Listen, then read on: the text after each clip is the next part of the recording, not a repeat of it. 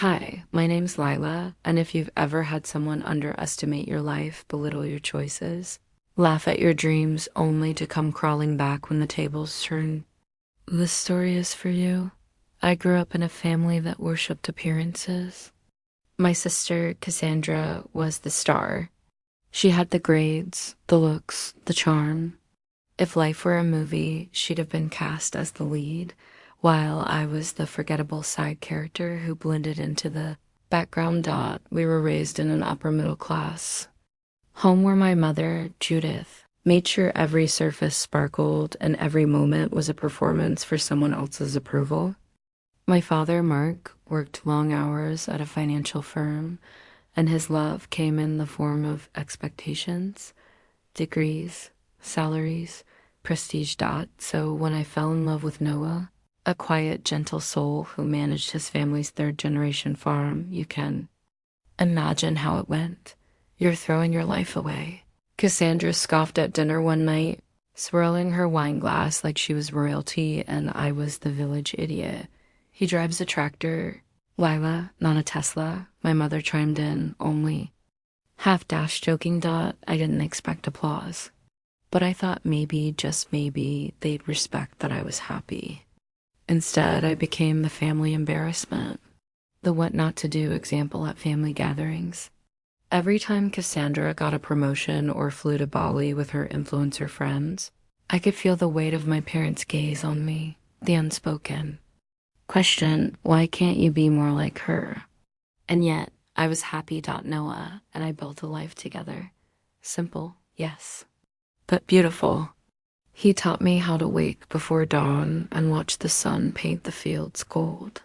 We'd lie under the stars in the back of his pickup truck on warm nights and dream of the future we wanted to build. But the more I grew into myself, the more Cassandra seemed to sharpen her claws, still playing Little House on the Prairie. She'd text, attaching selfies from rooftop parties in the city. Every holiday, every visit was a subtle war. She'd parade into the farmhouse in $1,000 shoes, laugh at our worn furniture, and roll her eyes at our chickens like they personally offended her. I bit my tongue for years, until the day everything changed. It was Thanksgiving. The one holiday we agreed to host. I had prepped for days. Noah smoked a turkey outside. I baked 3 pies from scratch. Our home smelled like cinnamon, pine, and comfort. Cassandra arrived late, as always, wearing a designer coat and dragging a Louis Vuitton suitcase behind her like she was staying at a 5-star hotel, not her sister's guest room. She wrinkled her nose the moment she walked in. Still haven't renovated. She said, I'm the kitchen cabinets. God, Lila, it's like stepping into a time capsule. Does your oven even work? My face burned, but I smiled. It works well enough to feed you, doesn't it? She rolled her eyes. Touché. I should have ignored her. I really tried. But halfway through dinner, after one too many digs about my quaint life, Cassandra dropped the bomb. You know, she said, swirling her wine again, it's not too late to leave. No one would blame you. You could still have a real career, a real life. My hand froze on my fork. Noah glanced at me, then back at her. And what do you define as real, exactly? She laughed. Oh, I don't know. One where you don't spend your days shoveling manure. There was a long pause. Noah gently placed his napkin on the table. I may shovel manure, Cassandra, but at least I don't shovel crap for a living. I swear the room went silent. Then she laughed loudly. Oh, please. Spare me the cowboy wisdom. That night I lay awake in bed, staring at the ceiling while Noah traced slow circles on my back. I'm sorry, I whispered. She had no right. She's not worth your apology, he said softly. But one day, she's going to learn that money doesn't mean dignity or loyalty. I didn't know how prophetic his words would be because 3 years later, everything Cassandra had so carefully curated came crashing down. It started with whispers. My mom called me one. morning, her voice trembling, not with sadness, but with panic. "Have you spoken to your sister?" She asked. "No, why?" There's been some kind of investigation, something about her company, embezzlement. My heart stopped. Apparently, Cassandra had been the face of a boutique PR firm that catered to high-end clients. She was constantly jet-setting, throwing launch parties, living in high-rises with floor-to-ceiling windows. What no one knew was that her business partner had been quietly siphoning money. And because Cassandra was the face, the one signing papers without reading the fine print, she was on the hook for it, $600,000 worth. Sat in silence while my mother rambled on. "She's going to lose everything, Lila. Her apartment, her car. She needs help." I blinked. And she needs a place to stay. Just for a while. Just until she gets back on her feet. I stared out the window at the cornfields swaying gently in the wind. "Let me get this straight," I said slowly. "The sister who mocked me, belittled me, and treated my life like a punchline wants to move into my home." "She's your sister," my mother snapped. "Family helps family." Did she think about that when she humiliated me for years? Silence. Then, quietly, "She made mistakes. She's paying for them." I almost laughed, but there was no humor in it. "She made a bed of golden lies, Mom. Let her lie in it." I hung up. I expected guilt, maybe a little, but what I felt was peace. And then she showed up, unannounced, in a rented sedan, dragging that same designer suitcase behind her, but looking like a shadow of the sister I once knew. Her eyes were hollow, makeup smeared, hair unbrushed. I opened the front door, stood there in silence. She didn't speak right away, just stared at me like she didn't know where to start. "Lila," she finally whispered. "Please." Noah came to stand beside me. "You need something?" he asked. She swallowed. I need time. A place to figure things out." I looked into her eyes and saw something I'd never seen before.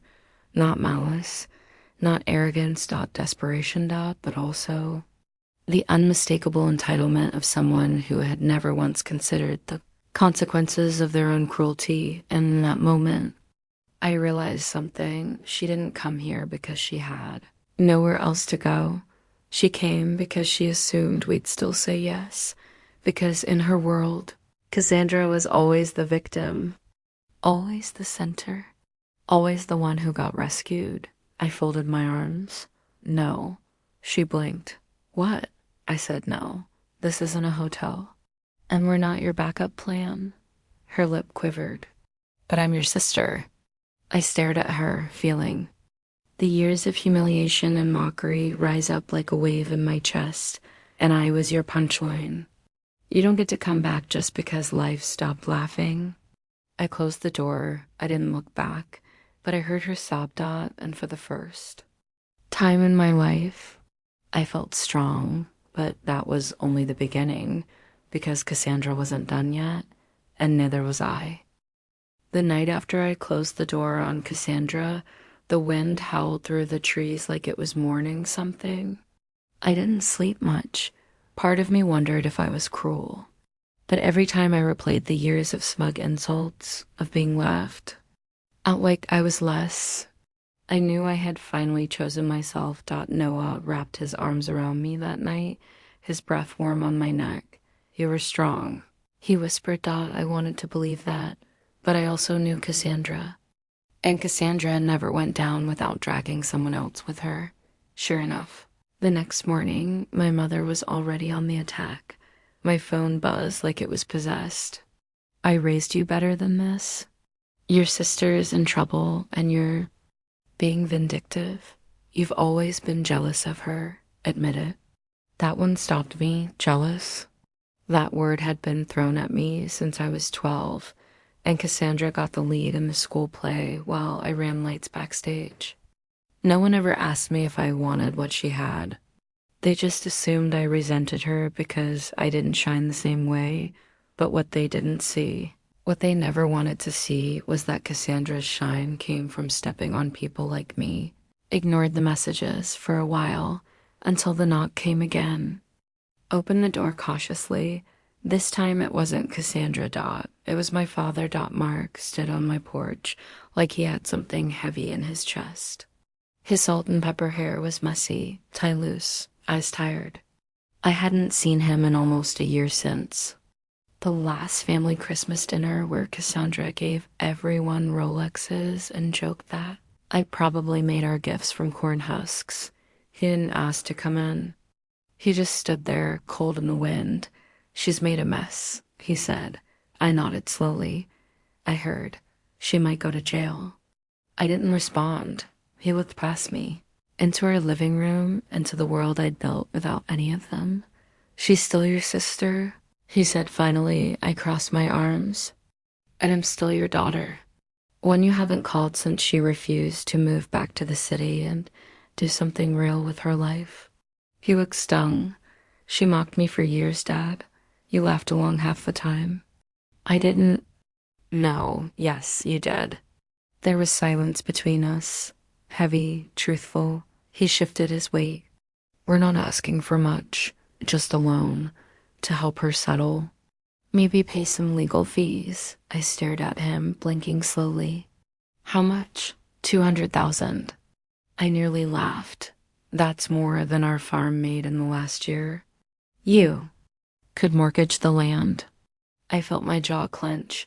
"You want me to mortgage the land that's been in Noah's family for 3 generations to save the woman who spent a decade mocking it?"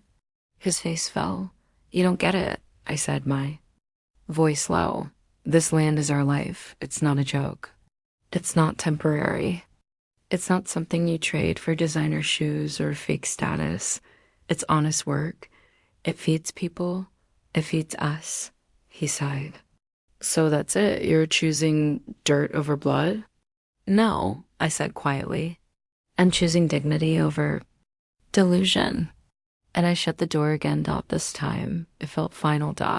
But like I said, Cassandra wasn't done. A week later, we were at the local farmer's market. Our honey harvest had been incredible that season, and Noah was setting up our display while I stacked jars and labeled prices. It was sunny, busy, the kind of Saturday where you remember why you love small town life. And then I heard the laughter. Fake. Familiar. Cassandra. She was walking arm in arm with my mother, wearing oversized sunglasses and a forced smile, like she was trying to prove something to me, to herself, to everyone. People noticed her. Of course they did. She didn't belong there, and she liked that. She thrived on being the center of attention. She made a show of walking past our stand. "Oh, look," she said loudly, pausing in front of our table. "How adorable. Selling beet juice." I froze. Noah's knuckles went white around a honey jar. Few nearby customers turned to look. I forced a smile. "Locally sourced and richer than the stuff you're used to, Cassandra. We make it with real labor, not stolen company credit cards." Her face twitched. For a split second, her mask cracked, but she covered it fast. "Whatever helps you sleep at night, sis," she said with a shrug. "Don't come crying to us when the market collapses and you're broke." She turned and walked off with our mother, who avoided my gaze. Noah looked at me. "Want me to tell her off?" I shook my head. "No, she wants attention. That's all she's ever wanted. But she's going to learn that you can't spend your life burning bridges and expect people to still build you boats." And with that, I returned to stacking honey. But inside, something had shifted. I didn't just want to close the door anymore. Wanted to build a wall, because Cassandra wasn't just toxic, she was dangerous. She wasn't just a snob, she was manipulative. And when people like her lose power, they don't go quietly. That became very clear the day Noah's business loan got denied. He walked in holding the envelope, brows furrowed. "Denied," he said quietly. "What?" I looked up from the table where I'd been sketching plans for our new greenhouse expansion. He handed me the letter. "High-risk client due to recent financial affiliations." He read aloud. My stomach dropped. "What affiliations?" And Then it hit me. The only recent connection we'd had to anything remotely financial was Cassandra. She had listed our names as business references on a desperate loan application she made under a shell company, probably to clean up some of her legal messes. She had tied us to her disaster without our consent. Noah was silent, angry, but calm. Me. I was shaking. That was the moment I stopped hoping she'd change and started planning to make sure she'd never hurt us again. I pulled out every legal document we'd ever signed, called every local bank, scrubbed our names clean. And then I found out something even worse. Cassandra had been going around town lying, spreading rumors. That Noah's farm was collapsing, that we were secretly broke, that I was begging her for help. She'd even posted a picture on social media, one where she stood on our porch weeks ago with the caption, "Sometimes family just needs a reminder of who's actually successful." That post got hundreds of likes. Her fake friends commented things like, "Queen, lift them up. You're too kind. They're lucky to have you." I stared at the screen, rage building in my chest. It wasn't just the lie. It was the fact that she was weaponizing kindness, pretending to be generous while painting us as pitiful. That was when I knew she wasn't going to stop. Not until I made her, but I wasn't going to scream. I wasn't going to lash out. No. I was going to show her what real success looked like. I was going to make her watch us rise, brick by brick, harvest by harvest, without her. And I was going to make sure that every door she had slammed in my face would be sealed shut when she came knocking. Forever. They say the best revenge is living well, but that's not always enough. Sometimes the ones who hurt you need to see it, feel it, taste the dust of what they lost while watching you rise without them. So I stopped waiting for Cassandra to disappear. Decided to build something too undeniable for her to ignore. Noah, and I went into planning mode like generals before a war. But our battle wasn't with swords or slander. It was with land, innovation, strategy. We took every resource we had and poured it into transforming the farm, not just into a home, but a destination. We partnered with a local chef to open a farm-to-table dining experience in our renovated barn. We introduced harvest tours, cooking workshops, and even a honey and herbs skincare line that sold out within weeks at the local market. We rebranded the farm online, gave it a new name, Cedar Bloom Acres. I designed the logo myself, an elegant twist of vines and blossoms, wrapping around the initials of Noah's grandparents. What started as a humble family operation became a regional sensation within 6 months. Instagram. Influencers began reaching out. Lifestyle bloggers asked to visit. Local press covered us like we were the heartbeat of the town. We even hosted a wedding beneath the apple trees one golden autumn weekend, and you better believe Cassandra saw every second of it, because I made sure she couldn't look away. We didn't block her. We didn't hide. Every post, every glowing review, every photo of happy couples and fresh baked bread and rows of sunflowers was public. On full display. She watched the life she said wasn't real become the life people dreamed about. That's when the texts started again. "Hey, just wanted to say congrats. The farm looks cute." I ignored it. Saw the article about you two in the Gazette. I always knew you were creative. Still ignored. "I'm visiting town soon. Maybe I can swing by. Would love to talk." That one I showed to Noah. He chuckled. "You think she's going to try and play nice now?" "I think," I said slowly, "she's running out of people to lie to." But what I didn't expect was what happened next. She didn't just visit town. She moved back. She rented a tiny unit above a nail salon in our town's fading downtown strip. Gone were the stilettos and velvet coats. Now she wore oversized sunglasses and walked quickly, like she didn't want anyone to recognize her, but people did, and the whispers followed her. Turns out, when the dust settled from her legal disaster, Cassandra was left with nothing, not just financially, but socially. Her rich friends vanished like smoke. Her clients turned their backs. Even her so-called boyfriend, ghost of the second her assets were frozen. Now, she was trying to start a consulting business, but no one in town trusted her, and certainly not after what she'd done to her own family, but that didn't stop her from trying. One morning, I was working in our flower shed when I saw a sleek black sedan pull into the gravel drive. Cassandra stepped out. Alone. She looked thinner, paler, tired, but still trying to wear confidence like a mask. I didn't move. She walked up slowly. "Hi," she said, like nothing had happened.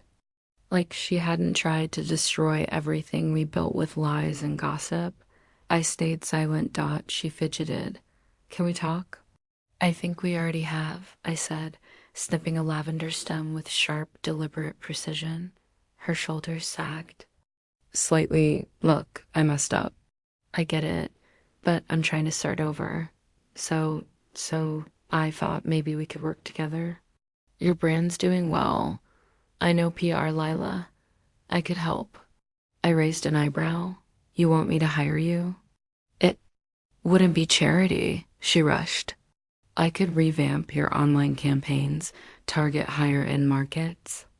"I know people." "No, you knew people," I corrected. "And I don't need a spin doctor. I need honesty, loyalty, and you don't come with either." She swallowed hard. "Please," she said finally. "I need this." There it was. No mask, no pretense. Just raw desperation, but I remembered what my mother had said. Family helps family. So I smiled. "All right," I said. Her eyes lit up. "You can work here." "Really?" "In the fields," I finished, pulling weeds, feeding goats, scrubbing chicken coops. Her mouth fell open. "You're joking." "Nope, but it's honest work. Like you said, I've got a real business now, and every real business needs labor." Her face turned red. "I have a master's degree, and I have a farm. So you can either grab a shovel or leave." She stood there, lips trembling, pride and panic wrestling behind her eyes. Then quietly, "You'll regret this." I smiled again. "I doubt it." She stormed off, and just like that, her final bridge to us burned. But that wasn't the end. A few days later, the county posted its annual tourism development grants. Noah and I had applied months ago for a proposal to expand Cedar Bloom into an educational center for sustainable farming. It was a long shot. Only one business would get the full grant, and then we saw the competition, a proposal from Cassandra. Under a different name, but the business address matched her apartment. Her pitch, a startup that offered digital retreats to reconnect modern professionals with nature. Sounded familiar, right? Because it was our business. Dressed up in city buzzwords and fake promises. She had copied our entire brand, color palette, logo style, even the tone of our mission statement. We found parts of our actual website text copy-pasted into hers. She was trying to win the grant by stealing the very thing she said was beneath her. I should have been furious, but I wasn't. I was ready because I had a plan. Cassandra had no idea who she was messing with anymore. The morning the grant hearing was scheduled, the sky was a brilliant, mocking blue. The kind of day that makes lies feel more fragile in the sunlight. Noah and I sat at the back of the county development hall, hands clasped tightly, surrounded by a mix of local farmers, small business owners, and a couple of curious reporters. The whole town was buzzing about the final candidates for the $250,000 community revitalization grant. We were finalist number 2. Finalist number 1, a brand new eco-retreat startup claiming to be the future of digital detox getaways run by none other than my sister, Cassandra, under the shell name Nature Nest Consulting. She stood at the front now, arms open like a TED Talk speaker, her hair perfectly styled, wearing beige linen and earthy jewelry, like she was trying to cosplay someone who'd ever set foot in a compost heap. Imagine a world, she began, where busy professionals disconnect from devices and reconnect with the earth. Nature Nest isn't just a business, it's a movement. With immersive online experiences, VR farming tutorials, and curated rustic retreats, we're creating a luxury path back to nature. The judges nodded politely. The audience, some skeptical, some mesmerized. Me, boiling quietly, because every single word out of her mouth was a twisted version of our work. Our blood, our sweat, our story packaged and sterilized into a trendy scam. She even showed photo stock images mixed with shots from our actual farm. She must have stolen from my website before I changed the password. The gall. The absolute gall. Noah leaned toward me and whispered, "You still sure you don't want to expose her right now?" I shook my head. Let her finish the show. Then we'll roll out the real script. When it was our turn, I stood up with a clipboard and nothing else. No flashy slideshow. No buzzwords. Just me, in worn jeans and a green cotton blouse, with dirt still under my nails from the morning's harvest. "I'm Lila," I began, my voice steady but low. "And I'm here representing Cedar Bloom Acres, an operating farm, built on 3 generations of care, community, and sustainability." I glanced toward Cassandra without acknowledging her. "We don't sell a fantasy," I continued. "We offer something real. Field-to-table dinners, hands-on workshops, volunteer days for local schools, weddings under apple blossoms, honey harvested by hand. And yes, digital detoxes, but the kind that doesn't require a Wi-Fi password. Just stars overhead and soil beneath your feet." The audience leaned in. I told them how our profits were reinvested into local food programs, how we donated produce to shelters, how our workshops had improved mental health in teens and built job skills in veterans. No PR buzz. Just results. Paused, then finished. "We're not asking for money to start something imaginary. We're asking for a chance to grow what's already changing lives." The applause wasn't thunderous, but it was genuine, and that mattered more. We stepped outside afterward into the late afternoon sun. Cassandra was already waiting. "You petty little snake," she hissed, storming up to me. "You sabotaged me." I blinked. "By doing what exactly?" She looked unhinged, unraveling. "You knew I was applying. You knew I needed that money. So you stole our brand, our photos, and our concept." She rolled her eyes. "Oh, please. You think you invented farms? You're acting like a martyr." I just polished the concept. "That concept," Noah cut in, "isn't just a concept, it's our life." "You think you're better than me?" She sneered. "No," I said calmly. "Just more honest." She looked ready to explode. And she did. Later that night, because the very next morning, I received a call from the county commissioner's office. Apparently, a formal complaint had been filed against Cedar Bloom Acres, alleging zoning violations, improper safety protocols, and animal welfare issues. The complaint was anonymous, but I knew who filed it. She was trying to get us shut down. I was furious but prepared, because what Cassandra didn't know was that I had already gone through every inch of compliance 2 months ago. We'd passed every inspection, updated every code, and gotten praise from the zoning committee for being a model for other agricultural startups. So I did something bold. I invited the inspectors to return. Publicly, I made a social media post thanking the community for their support and announcing a transparency weekend where anyone could tour the farm, talk to our team, and see our operations up close. Over 200 people showed up. We gave hay rides, sampled fresh cider, kids fed goats. Local media snapped pictures of smiling families and sustainable tech in action. And smack in the middle of all that joy, Cassandra drove by. She didn't stop, but she saw it. She saw the people, the success, the truth, and then karma gave. US one more gift. A week later, the grant results were announced. Cedar Bloom Acres, one. Unanimously. I sat on my porch holding the letter, tears running down my face as Noah popped open a bottle of sparkling cider and shouted into the wind. We were going to expand. Hire more staff. Launch a nonprofit wing for underprivileged youth. Everything Cassandra pretended to do. We were really doing, and then came the final blow. A few days later, I got a call from one of the board members on the grant committee. They had reviewed all the finalist applications for plagiarism, screening as a new policy after a few prior incidents. And Cassandra's submission flagged. 3 separate sections, word for word lifted from our website. Her entry was invalidated, and her name was flagged across multiple grant organizations. I didn't even have to lift a finger. She destroyed herself. But what surprised me most was how little satisfaction I felt.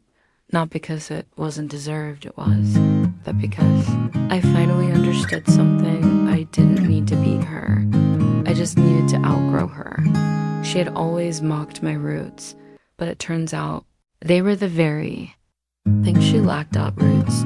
Real ones. And when storms hit, she had nothing to hold her up. I looked across our fields that evening, golden under the setting sun, swaying gently like they knew the fight was over. And for the first time in a long while, I felt free. In the days following the grant announcement, things moved fast. We were contacted by local news outlets wanting interviews. Noah got invited to speak at a regional agriculture summit. Even the state university's environmental program reached out to partner on sustainable farming research. Cedar Bloom Acres wasn't just surviving anymore, it was thriving. Our inbox was filled with collaboration offers. Tour bookings doubled. Honey orders sold out so fast, we had to build a second shed just to keep up with packaging. And in every photo, every blog post, every smiling family selfie on our grounds, there was a subtle undertone. Cassandra could never rewrite. We'd made this on our own, without her, without their approval. Without compromise. But even as we celebrated, something in me stayed unsettled. Not angry, not afraid, just unfinished. One afternoon, I was cleaning out a cedar chest in the attic. Noah's grandmother's old quilt pieces, wedding photos, a few letters, when I found a faded envelope with my name on it. It was from my mother, dated 6 months after our wedding. I almost didn't open it, but curiosity outweighed resentment. Inside, there was a single page. The handwriting wavered slightly. My mother had never been the emotional type, but here it was, raw and unedited. Lila, I don't understand your choices. I really don't, but I see something in your eyes when you're with Noah that I never saw in myself when I married your father. Maybe that means something. Maybe I'm wrong, but I hope someday you'll still come back. Mom, I sat there for a long time, the letter shaking in my hands. She had never sent it. Maybe she was afraid I'd ignore it. Maybe she didn't mean it enough. Either way, it was too late now, but it told me something I hadn't fully admitted to myself. My battle with Cassandra wasn't just about her cruelty. It was about the years I spent being told who I should be, what success looked like, what life was supposed to mean. And finally, I had broken free. It wasn't just Cassandra I'd shut out. It was every version of myself that begged for someone else's validation. I walked downstairs, letter still in hand. Noah looked up from the table, reading seed catalogs for spring planting. You okay? He asked. I nodded slowly. Yeah, I think I really am. He smiled. Good, because we've got a school tour tomorrow. 32nd graders and a bus full of energy. I laughed. I'll make cookies. But just when I thought I'd heard the last from Cassandra, she called. I let it go to voicemail. Her voice sounded different, quiet, worn. Hey, I'm not calling to argue. I'm not asking for help. I wanted to say I'm leaving town for good. There's nothing here for me anymore. You were. Right, you always were, and I was just mean. I guess I wanted you to fail so I wouldn't feel so alone in mine. I'm sorry. Goodbye. And just like that, she was gone. No dramatic confrontation. No tears. Just absence. And oddly enough, it was exactly the closure I needed that night. I stood out on the porch with Noah, watching the stars blink awake above the fields. Fireflies flickered along the tree line like tiny lanterns. I used to think I'd feel better once she paid. For everything, I said quietly. And now? He asked. I just feel lighter, like I finally stopped holding my breath. He wrapped his arms around me. Because you did. We stood there for a long time. No words, no drama. Just pieced up the kind you only earn after walking through the storm and refusing to become what tried to break you. We didn't just get revenge on Cassandra. We outlived her cruelty. We showed the world what she tried to erase, and we did it with roots deep in the earth and hearts that finally knew their own worth. So if anyone ever tells you your dreams are too small, if they mock your joy because it doesn't come with glitter and glass towers, if they try to shrink you into someone you no longer recognize, remember this. Sometimes the best revenge isn't fire. It's flourishing. In full view of the ones who tried to bury you. Asterisk Cassandra left town like a shadow at sunset without noise, without fanfare, and for a while, it seemed like that chapter of my life had finally closed. But silence has a way of echoing. And in the weeks after she left, my mother's absence started to feel louder than ever. No birthday card. No call. When the paper ran a feature on Cedar Bloom's community programs. Not even a message when I was invited to speak at the Regional Agriculture Summit. I wasn't surprised, but I still felt the sting. It was the same kind of hollow ache you get when you pass the house you grew up in, knowing it's still there, but you're no longer welcome inside. Then one day, she showed up. Not at the farm. At the summit. I was backstage, adjusting the mic on my lapel when someone tapped my shoulder. I turned and there she was, Judith, my mother, wearing pearls, a stiff blazer, and an expression I couldn't read. We stood there for several seconds, like two strangers who used to speak a language neither one remembered anymore. Lila, she said softly. Mom, I replied, unsure what else to call her. She glanced around at the bustling volunteers, the presenters, the banners with my name printed on them. I didn't realize how much you built. I invited you to see it years ago. Her lips pressed into a thin line. I wasn't ready. I folded my arms. Ready for what? To admit you were wrong. Ready to let go, she said, surprising me. I stared at her. She continued. I spent so long believing success only looked one way. That appearances mattered more than authenticity. That if you weren't admired, you were nothing. She looked down. I passed that on to Cassandra and to you. And for that, I'm sorry. It hit me harder than I expected because I had waited years to hear it. And yet, now that it came, I didn't know what to do with it.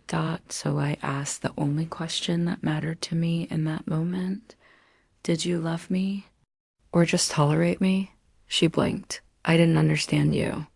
But yes, I loved you. I was just afraid that if you lived differently than what I knew, it meant my way had been wrong all along.